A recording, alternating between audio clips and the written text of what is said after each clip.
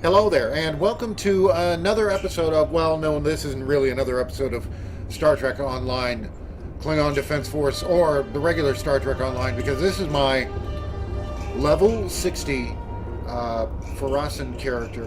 And there's something more important that I want to go over, and it's basically kind of an aspect of what Star Trek is and what I feel it is. Anyway, let's listen to the mission briefing. The Empire requires your assistance with a covert mission deep in Iconian territory. It is dangerous, but if successful, it has a chance of turning the tide of the war in our favor. Report to the Denasia system.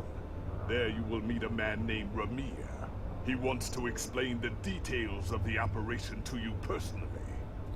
All right, so we have to report to the Dania system, which is located in the Beta Quadrant, and meet with Ramir. And, of course, as natural, we get stuff with it as well. So I'm going to beam up. First things first, of course, and then we're going to be heading on our way. Okay, we got a little bit of travel time here before we hit the Denia. See it. I've forgotten how to pronounce it already. I'm horrible at that. I guess that's why I got into the newspaper industry. Anyway, yes, we've got a little bit of time before we get there. So I just recently got to level 60 with this character. So yay for me. And it's kind of secondary to what I saw in this upcoming mission. And it doesn't have anything to do with Star Trek lore or the Star Trek universe per se. But it's something that we've seen a couple of times, and it's one of those things where you go, hey, good job, right on. It's something that we need to see more of, and it's something that we need to see more often.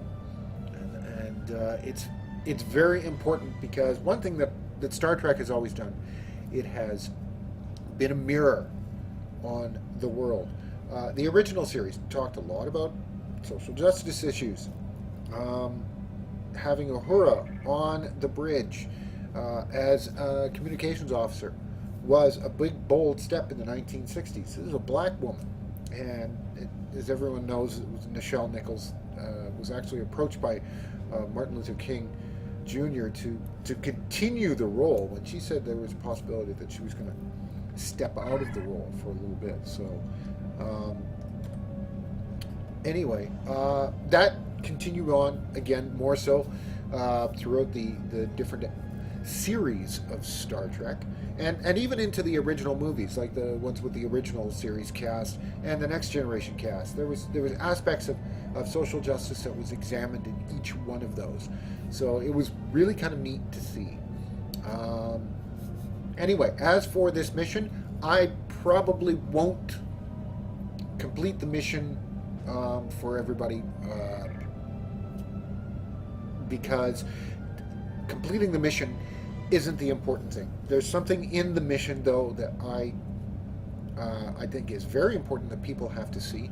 Aside from the fact that my now level 60, 6'5" Farasan character is ready to go and full bore at level 60, and just needs to get some brand new spanking equipment, and then it's awesome sauce. Not really awesome sauce. That is such a lame saying. I apologize for saying it. Okay, we're getting into the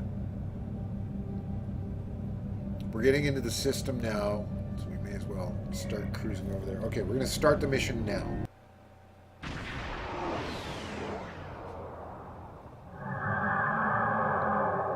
Ready for transport.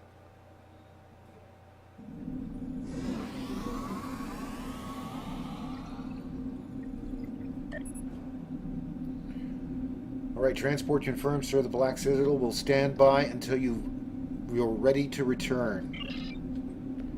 And going forward, here's Ramir. Kapla, and welcome aboard the IKS Hague. My name is Ramir, and this is my ship.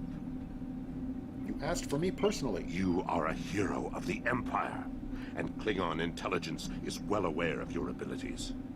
I was given the authority to pick who would assist us on this mission, and your name was at the top of the list.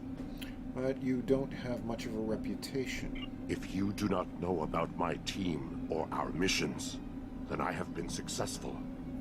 There are many battles fought in shadow.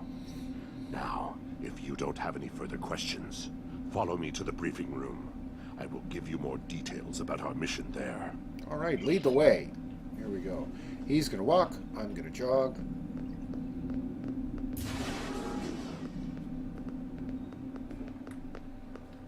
The lovely interior of what a Klingon ship looks like. And people fixing things quite readily. I'll give you a bit of a spoiler. It deals with these two Klingon women over here. I got this feeling there's a bunch of people that are already going, yee! I know what it is. Data recovered from the station in the Calbridan system has pinpointed the location of a second base in the Denasia system, containing several of the Iconians' Omega generators. I understand you had a hand in recovering this information. That's classified. Of course. Nevertheless, we have the coordinates of the Iconian base. Our plan is to sneak in and sabotage the Omega generators. Taking them out will cripple the Iconians' ability to refine the Omega molecules that fuel their gateway networks. How are we supposed to sneak into the system? Infiltration is our specialty, and we have technology not available to other ships of the fleet. Our cloaking device can extend to protect your ship as well. That should be sufficient to protect us. Sounds risky. What if the Iconians find us? Then we fight. I expect we will have to fight our way out anyway, after we detonate the Omega generators. I hope your crew is up to the challenge. What's the risk of nullifying warp travel for light years around the system? Our scientists put the risk of a catastrophic reaction at less than 7%. That is an acceptable risk. Any chance of an Omega detonation is too great of a chance. This is our mission. You, of course, have the authority to change our mission parameters. I'd like to speak to your technical expert and come up with a better solution. Belair is right over there. She will also be a part of the away team to help extract any Iconian intelligence we find in the facility. Be careful. Her mate Travana is very protective. All right, that was the key there. Her mate. Now, technically, it could mean her friend, as in, g'day, mate, or whatever. But I'm thinking that this is a relationship, and it's not frowned upon. Nobody. The only thing he paused at was the fact that Belair's mate is really protective. What do you want? See? There she is. I go to speak to Belair, and Travana starts talking. Ramir suggested I speak to Belair. Why? Our mission parameters? Don't worry, Travana. It's fine. Ramir tells me there's a chance of causing an Omega chain reaction when we blow the generators. Yes, but the chances are slight. If the charges are properly placed and calibrated, it should not be a problem. There must be a better way. Well, the risk comes from non-stabilized Omega particles. They are very unstable. If a chain reaction starts, we will not be able to stop it. If that happens, we'll lose our ship, yours, and anything within a few thousand kilograms at the least. But if that happens, the heralds in the system will be destroyed too. That's something. That's encouraging. Good to look at the positive side of things. We have the technology to stabilize Omega particles, but it will take more time. Right. If we were to stabilize the particles into one or more Omega molecules, the chance of a detonation would be greatly reduced. I will need to run some numbers. We will have to give ourselves more time in the facility, and there is a greater risk of discovery, but it might be the better option. I agree. Make your calculations. I'll update the mission parameters. I disagree. Taking the time to stabilize the molecules puts the team in danger. Afraid of a little danger, Travana? You insult my honor. It is my duty to protect this team. I will not sacrifice Belair's, our lives, for needless precautions. I am changing the mission, and it is a necessary change. I won't be responsible for the loss of warp travel in this region. So be it. Tuck. I heard that. Okay, so to review, these two are obviously a couple. Belair is a scientist just by the basic conversations with her. She's very intelligent. She has a very scientific and analytical mind just by the small conversation we had with regard to the omega particles and how to stabilize them and how to come to terms with them. Travana may have a very analytical mind, but as Ramir said, she's protective of Belair, and so she's probably ticked off about all of the parameters of this mission, whereby everybody could die. So she's not ready to go to Stovacor yet. But anyway, it's kind of refreshing to see this. Like I said, Star Trek has always had that aspect of being a television series, a movie series that has had a progressive element to it. And seeing a same-sex couple in the game is one thing. What would be great is if some of these features could be seen in a television series, in a movie aspect, and not just as one-offs. I will give a spoiler, seeing as how I'm not going to be finishing this mission. These two play a key role in assisting to get to the necessary and the needed parameters to finish the mission. Both of them also survive. So, there we go. That's pretty good. The very first time I saw a same-sex couple in a video game, for me, I know there's probably others out there who are watching this who have seen a same-sex couple in another video game, and not necessarily two women, but two men. But in this case, it's the second time. The first time was in Guild Wars 2 with the characters of Casimir and Marjorie. That's it. The two humans in the Living World Season 1 and Season 2, which they were a part of what ended up being jokingly called Destiny's Edge 2.0. So that was the first time I'd ever seen a same-sex couple in a video game. For me, you have to keep in mind, that's for me. This is now the second time. And I'm hoping, because this is just, this is one of the feature episodes that goes into the Iconian storyline.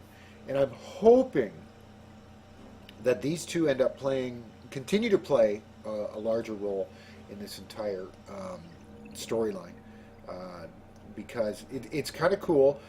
All of the other aspects regarding major plot points when there's two or more of the factions that have to get together to defeat something like against the Solanae. A lot of it was with Voyager, so if you were a Klingon, you were always ending up on a Federation starship. Or if you were a Klingon faction character, you were always ending up on a Federation starship. This is nice to see, where you end up on a Klingon starship.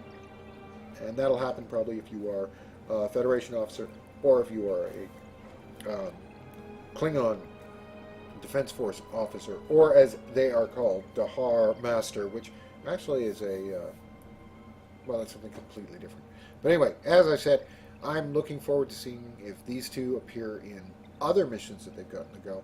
And I'm hoping because the Iconians are kind of a big thing, maybe this story arc will take quite a while to go through. I mean, that would be a very cool thing to see. Anyway, this was something, as I said, I'm not going to finish the mission in this video.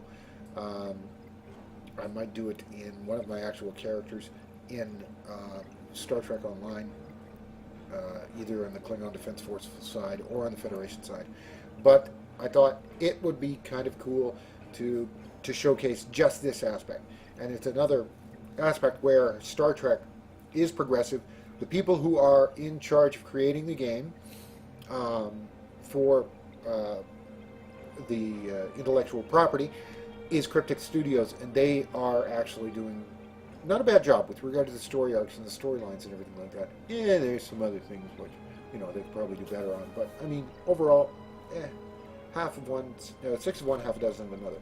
They, I think, presented this very well, and I could go through the rest of the missions, and we could see what they do exactly in there. Suffice it to say, they do play a big role.